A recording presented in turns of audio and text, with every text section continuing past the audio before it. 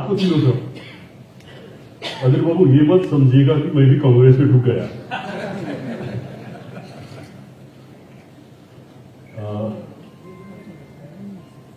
वहां एक विशिष्ट कारण, मैं आज क्यों इस कार्यक्रम में आया। ये तो कांग्रेस का कार्यक्रम है और मैं कांग्रेसी नहीं हूं।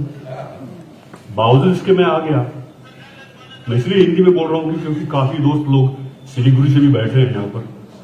और अनिल बाबू वैसे अभी इस छोटे से हॉल में बैठे हैं, लेकिन आप लोगों ने देखा होगा पार्लियामेंट में जब ये बोलने के लिए खड़े होते हैं तो इनके अपोजिशन दुश्मन लोग भी बड़े ध्यान देकर सुनते हैं कि ये क्या बोलने वाले हैं, और ये डरते नहीं। हमने देखा है। और सिर्फ देखा ही नहीं, मैं इसलिए भी आया 2017 में यहां पर तो बंद चल रहा था। आप लोग तो जानते हैं बंद का हेड ऑफिस ही दार्जिलिंग है। कहीं भी बंद चाहिए तो दार्जिलिंग से मंगवा सकते हैं लोग। इतना लंबा लंबा बंद यहां चलता है। और उस बंद में जब पूरी यहाँ की पॉलिटिकल सिस्टम तहस नहस हो गई तो हम दार्जिलिंग मैंने दिल्ली धरना के लिए गए। और हमारा मकसद था कि हम हर एक एमपी के यहां जाएंगे, मिलेंगे। हमने गोरखालैंड को बिल भी तैयार किया था जन आंदोलन पार्टी की बदौलत, और वो हम सब एमपी को देंगे। जिन जिन से मिलेंगे उनको देंगे। काफी सारे एमपी से मिले हम लोग। और एक शाम को हम अनिल बाबू के घर गए। मुझे नहीं मालूम, अभी तो बौदी बैठे हैं वहां, तो बौदी अपनी छिलन की नाम ही जानी ना। हमारा जो टीम गया तो अनिल बाबू से पहली बार मिल रहा था मैं, लेकिन ऐसा लगा कि अरे इनको तो मैं बहुत पहले से जानता हूं। एकदम वो जादू वाली झपकी, मुन्ना भाई एमबीबीएस वाला। और सिर्फ उतना नहीं, उन्होंने बिठाया, पहले पानी पिलाया, उसके बाद मिठाई, रसगुल्ला, सिंघाड़ा, चाय। हम 4-5 लोग गए थे। और उस वक्त उन्होंने एक बात कही जो मैंने बाद में यहाँ कालिम्पोंग में लौटने के बाद सभा में भी कहा, चैनल में भी कहा दोस्तों को। वो बात मैं अभी तक नहीं भूल पाया। उन्होंने कहा कि 2 मुद्दों पर आप लोगों की हार हुई है। अनिल बाबू आप আপনার মনে আছে কিনা জানি না, কিন্তু এই কথাটা আপনি বলেছিলেন। 2 चीजों का लॉस हुआ आप लोगों का। पहला लॉस कि गोरखा लोग भी पुलिस से डरते हैं, ये आप लोगों ने प्रमाण कर दिया। क्योंकि काफी भागदौड़ हुई थी ना, नेता लोग भी तो भाग गए थे, तो आप लोग भी डरते हैं। पूरा देश समझता था कि गोरखा माने जिसके पास कोई डर नहीं। जैसे जनरल साम मानेकशॉ ने कहा था ना, यदि कोई कहता है कि मैं डरता नहीं हूं तो या तो वो झूठ बोल रहा है या वो गोरखा है, ये कहा था उन्होंने। तो पूरा देश सोचता था कि मैंने गोरखा मैंने कभी नहीं डरती है लोग। लेकिन ये आंदोलन के बाद प्रमाण हो गया कि आप लोग भी पुलिस से डरते हो, 1 नंबर। और 2 नंबर आप लोगों का क्या नुकसान हुआ वो ये कि आप लोगों में भी नेता लोग बिक जाते हैं, बिकाऊ है आप लोग। ये 2 चीज प्रमाण हुआ। ये 2 चीज बहुत बड़ी लॉस है आप लोगों के लिए, अनिल बाबू ने कहा। तो चलिए उस बात को वहीं पर छोड़ देते हैं। लेकिन ये एक छोटी कार्यक्रम नहीं है। आजकल तो पूरा चैनल से, दूरसंचार से सब जगह जाता है। अगर कोई ऑडियंस ना भी हो तब भी आप बोल सकते हैं और घर घर में चैनल के मार्फत पहुंच जाता है। और अनिल रंजन बाबू का कालिम्पोंग आना ये एक छोटी बात नहीं है। मुझे दुख इसलिए हुआ, ये पूरा हल खचाखच हो जाना चाहिए था। वैसे पहले ही पारिक साहब कह चुके थे मुझको कि अगर 4 भी आदमी प्रेजेंट हो तो मैं आने वाला हूं, ऐसा कहे थे अनिल बाबू। 4 तो नहीं, काफी लोग गए। और अभी लाइव टेलीकास्ट भी हो रहा है तो काफी जगह पर लोग देख रहे होंगे इसको। 2 प्रॉब्लम है। मेरे दोस्त विजय सुंदास जो गोरखा जनमुक्ति मोर्चा से हैं, उन्होंने कहा कि यहाँ की हालत कैसी है, हमने कितना विश्वास किया बीजेपी को, कितने बार ठग गए हम। मोदी जी खुद 2014 में आकर गोरखाओं का सपना, मेरा सपना कहे थे। लेकिन अनिल बाबू, सपना देखने के लिए तो सोना चाहिए आदमी को, और अभी तक सोए हुए है वो। जागे नहीं है, बोला कब जागेंगे और कब हमारा काम करेंगे, इसका कोई विश्वास तो हमें है नहीं। लेकिन उससे बड़ी बात, आज देश की बात भी करनी है, हमारा अपना बात तो हम करेंगे, लेकिन देश का भी बहुत बड़ा समस्या है।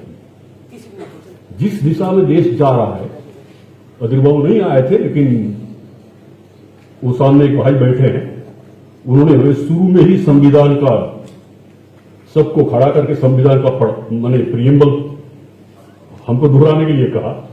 वैसे वो दोहराने की कोई जरूरत नहीं, हम तो माने वही पढ़ करके शिक्षित हुए। तो we the people of India have solemnly resolved to constitute India into a sovereign, secular, socialistic, democratic republic and to ensure all its citizens justice, social, economic and political liberty of thought, expression, belief, faith, worship। ये सब अब सिर्फ किताब में रह गया है, practice में ये नहीं हो रहा है। वैसे तो हम विश्वगुरु बनने चले हैं, ऐसे विश्वगुरु बनने चले हैं। अब चैनल में तो हम लोग देखते रहे थे कि 15-15 लाख आने वाला था, पता नहीं कहां चला गया, अदानी के पास चला गया होगा। 2-2 करोड़ रोजगार होने वाले थे। अभी विजय भाई ने भी कहा, शांति दादू ने भी कहा, बहुत मेहनत कष्ट करने के बाद एक लड़के को ग्रेजुएट बनाते हैं परिवार के लोग, तो वो ग्रेजुएट को यहां काम नहीं मिलता, वो या तो दिल्ली जाता है, या तो चेन्नई जाता है, या तो पार्लर खोल की लड़की है तो, लड़का है तो किसी होटल में काम कर देता है। अच्छा, हम यहां पड़े बड़े, यहां पर वोट दें, यहां का कष्ट सहें और काम ढूंढने के लिए हम कलकत्ता जाए या माने चेन्नई जाए। ये कैसे लीडरशिप को हम तैयार कर रहे हैं, तो कैसे देश में हम रह रहे हैं। बहुत डरावनी है परिस्थिति। माने मुझे तो लगता है 2024 में अगर देश ने कुछ सही फैसले नहीं किए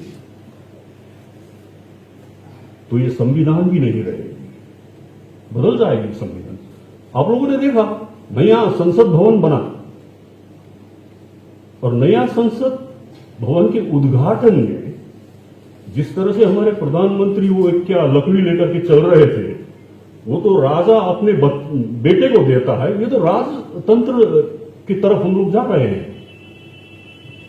और संविधान माने संसद का गार्जियन तो राष्ट्रपति है, और राष्ट्रपति को तो इन्विटेशन भी नहीं मिला, गई भी नहीं। देखिए, एक तरफ दिखाने के लिए एक महिला को राष्ट्रपति कर दिया, वो भी आदिवासी महिला को राष्ट्रपति कर दिया, कितनी बड़ी बात है। लेकिन इससे जितना पॉलिटिकल माइलेज लेना था उतना पॉलिटिकल माइलेज मोदी जी ने ले लिया, और 30% वुमेन रिजर्वेशन बिल को भी पास कर दिया। लेकिन बिल लागू होगा 2039 में, सेंसस होना है, रिपोर्ट आना है, उसके बाद वो लागू होगा। इसका मतलब वो भी एक दिखावा है। तो ऐसे दिखावे में माहिर है मोदी सरकार। आजकल तो व्हाट्सएप में बहुत कुछ आता रहता है, मजेदार बातें आती रहती है व्हाट्सएप में। कुछ दिन पहले एक व्हाट्सएप में दिख रहा था मैं, गुजरात में पेट्रोल 57 रुपया लीटर मिल रहा है। 57 माने 97, प्रधानमंत्री कह रहे हैं। 57 अगर 97 होता है अंग्रेजी में तो बात, भगवान खुदा बचाए हमें ऐसी प्रधानमंत्री से। और एक बार तो यह भी कह दिया कि 600 करोड़ लोगों ने हमें चुना है। वो तो पूरी दुनिया की आबादी बता रहे थे सारे, अपनी देश की तो 140 करोड़ है। तो बड़ा डरावना स्थिति है। हम लोगों ने माने अपनी यहां की तो समस्या है, और अधीर बाबू से नहीं कहेंगे तो किससे कहेंगे। मुझे लगता है अगर इस तरह का बढ़िया वेब चला, दिसंबर 3 को जो रिजल्ट आएगा, उस रिजल्ट में अगर कांग्रेस पार्टी ने अच्छा किया तो उससे एक वेब सेट होने की संभावना है। वो वेब निकल जाएगी पूरी देश को, यह भी मालूम है। ऐसा हुआ और कांग्रेस से तो प्रधानमंत्री तो शायद राहुल गांधी बनेंगे। खैर वो उनकी बात है, इस झमेले में मुझे नहीं पड़ना है। लेकिन हम तो देखते हैं कि ऐसा अगर होता है तो आज जिस मुख्य अतिथि के सामने आप लोग बैठे हैं और मैं बोल रहा हूं, क्या पता कल वो गृह मंत्री हो जाए। मैंने संभावना का कोई अंत नहीं और बात दिखती है। ये कोई परीक्षा पास करने की बात तो है नहीं। पब्लिक अगर ठान ले कि हाँ एनफ इज एनफ, जितना झेला हमने बीजेपी को उतना झेला, अब एमए पास करके पीएचडी करने के बाद हम पकौड़े तलने के लिए नहीं जाएंगे, हम नौकरी मांगेंगे और नौकरी उसको देना है, और हम कॉर्पोरेट के कठपुतली की तरह नहीं जिएंगे। अभी तो देखिए महुआ मैत्र पर क्या हो रहा है। वो एक माने जोरदार हिसाब से पार्लियामेंट में बात उठाती थी, चैलेंज करती थी, माने अदानी को लेकर सवाल खड़ी करती थी, तो उनके पीछे भी लगा दिया एक आदमी। अब ये क्या, निशिकांत दुबे। निशिकांत दुबे का जब मैं भाषण सुन रहा था, माने फर्स्ट स्पीच लास्ट पार्लियामेंट में, तो मुझे लगा कैसे कैसे लोग पार्लियामेंट में चले आते हैं। ये जिस भाषा में बोल रहे थे, और वो एक दूसरा आदमी भी था जिसने माने गाली दिया एक कांग्रेस की बिदुड़ी, रमेश बिदुड़ी था ना, रमेश बिदुड़ी। माने ये नौबत आ गई कि कालिम्पोंग के मोटर स्टैंड में भी इससे बढ़िया भाषा में, श्लील भाषा में लोग बात करते हैं। पार्लियामेंट में एक आदमी ऐसा कर रहा है, चुप कर तू, क्या माने क्या क्या नहीं कहा। माने ये तो जो संकेत दे रहा है, ये देश की संसद का उतना भविष्य नहीं है जैसा लगता है, जिस तरह से बात कर रहे हैं।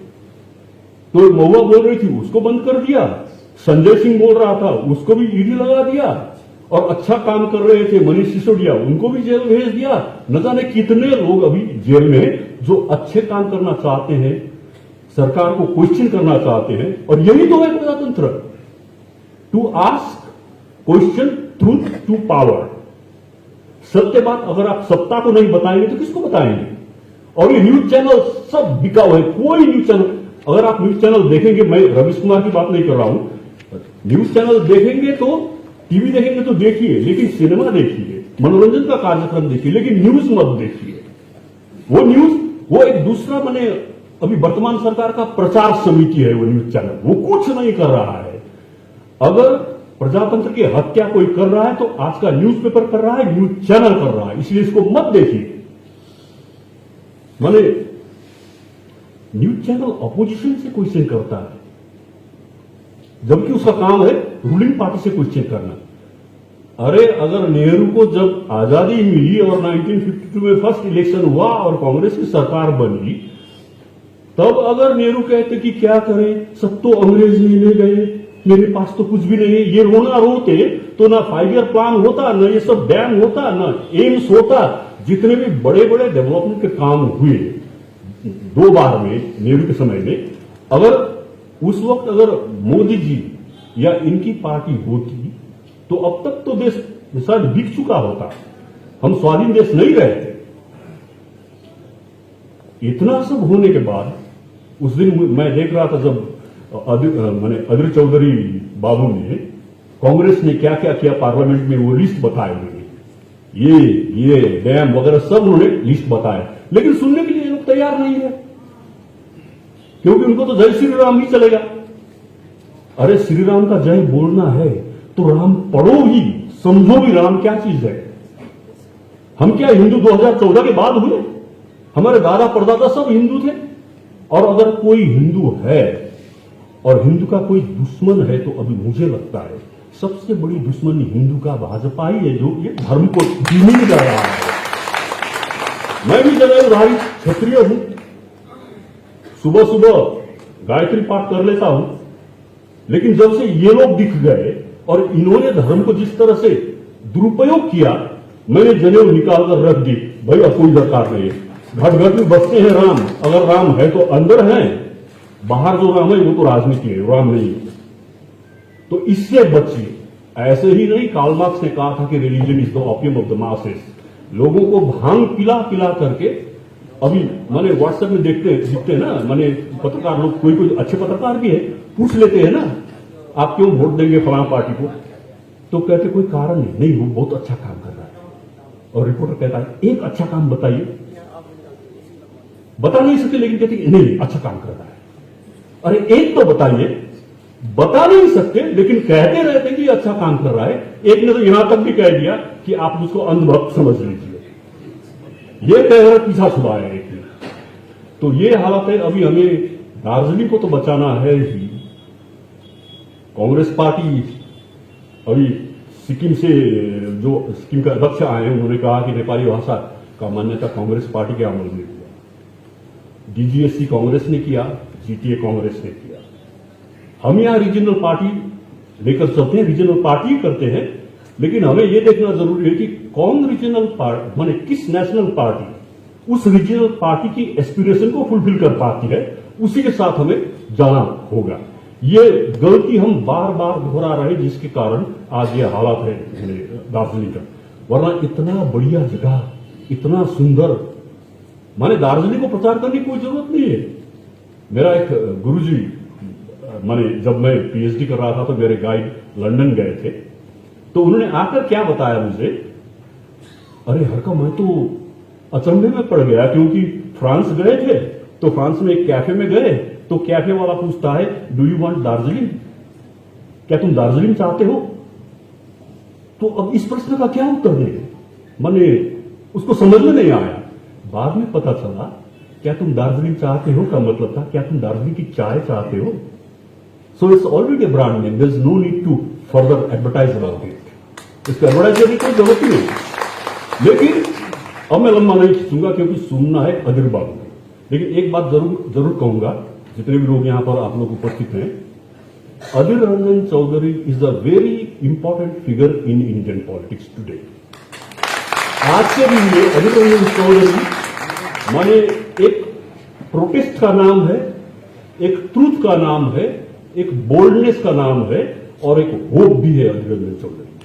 तो इसलिए वे जब यहां आए हैं तो हम इतना तो जरूर कह सकते हैं कि अधीर बाबू दार्जिलिंग को बहुत ठगा है लोगों ने। कांग्रेस के बाद जब भाजपा आई, माने कितने कितने आश्वासन दिए गए। 2016 का इलेक्शन था बंगाल का, और माननीय प्रधानमंत्री मोदी डुवर्स में आए हुए थे भाषण करने। 9 अप्रैल 2016, मुझे अभी भी मालूम है, तो नगरकट्टा से उन्होंने कहा था कि जितने भी माने लेफ्ट आउट गोरखा जाति हैं, 11 जनजाति हैं, उनका फाइल रेडी है, मेरे टेबल पर है, और ये फाइल मेरे लौटते ही ये पास हो जाएगा, मैं कर दूंगा। और उसको सेकंड किया था किरण रिजिजू, जो minister of state for home थे। उन्होंने भी कहा, अब उन्होंने जिसको कहा वो रोशन गिरी और विनय तामांग दार्जिलिंग में है, उनको कहा, ये उन्होंने कहा जनसभा में। लेकिन जब हम 18 में दिल्ली गए 2018 में, और कंट्रोलर रजिस्ट्रार जनरल आरजीआई के ऑफिस में गए, तो वहां पता चला कि 2003 का जो क्राइटेरिया है जनजाति का, उसने कुछ अमेंडमेंट मांगा था मिनिस्ट्री ऑफ ट्राइबल अफेयर से आरजीआई ने, वो कभी नहीं आया, अमेंड नहीं किया। अमेंड नहीं किया तो ये 11 लोगों को, 11 जनजातियों को इंक्लूड नहीं कर सकते हैं एज ट्राइबल, लिखा हो, माने ट्राइबल अफेयर मिनिस्ट्री ने, होम माने आरजीआई ने ट्राइबल अफेयर मिनिस्ट्री को लिखा था चिट्ठी में। अभी तक नहीं हुआ अमेंडमेंट नहीं हुआ, लेकिन पॉलिटिक्स अभी भी उसी पर चल रहा है कि हम करेंगे, हम करेंगे। अरे भाई, अगर करते हो तो पहले वो अमेंडमेंट लाओ, उसके बाद करो। तो अधीर बाबू, हम इतना कहना चाहते हैं, जो संभव है दार्जिलिंग को लेकर, डीजीएससी में पूरा ऑटोनॉमी नहीं था, जीटीए में कुछ डिपार्टमेंट ट्रांसफर नहीं हुए, उस तरह का ऑटोनॉमी नहीं, लॉ मेकिंग पावर नहीं है उसमें, माइनर डिसीजंस लेने का कोई अधिकार नहीं है। इन सब को डाल करके यूनियन टेरिटोरी तरह का कुछ ऐसा चीज जिससे कम से कम दार्जिलिंग का हेड ऑफिस दार्जिलिंग में ही हो, कलकत्ता दौड़ना ना पड़े, इस तरह का कुछ बनाएंगे आप लोग। अगर आप लोग जीत कर आएंगे तो हम भी धड़ल्ले से आप लोगों के पीछे निकलेंगे और नारा लगाएंगे, लेकिन जयहिंद नहीं कहेंगे। और इससे ज्यादा मैं कुछ नहीं कहना चाहता, लेकिन आप आए हैं तो काफी एक्सपेक्टेशन से, काफी लोग यहाँ नहीं आए, ये अलग बात है। जैसे मैं ये आ गया, ये पहलू की निकालू ऐसा मैंने लगा मुझे, क्योंकि अब प्रेस बैठा है तो कल सिर्फ ये हाथ खींचेगा और हड़कम आदमी क्षेत्र वो चला गया उधर कांग्रेस में बोलेगा। लेकिन ये आदमी का या पार्टी का एक दूसरे की तरफ जाने की बात नहीं, ये विचारों का एक दूसरे की तरफ कहां तक हम सहमत रह सकते हैं, कहां तक हम इकट्ठे बैठकर काम कर सकते हैं और एक मीनिंगफुल कंक्लूजन तक हम ले जा सकते हैं किसी मुद्दे को, इस पर हमें चर्चा करना है। और for that nobody can be better than Adhir Ranjan Chowdhury. आपको फिर एक बार स्वागत, धन्यवाद।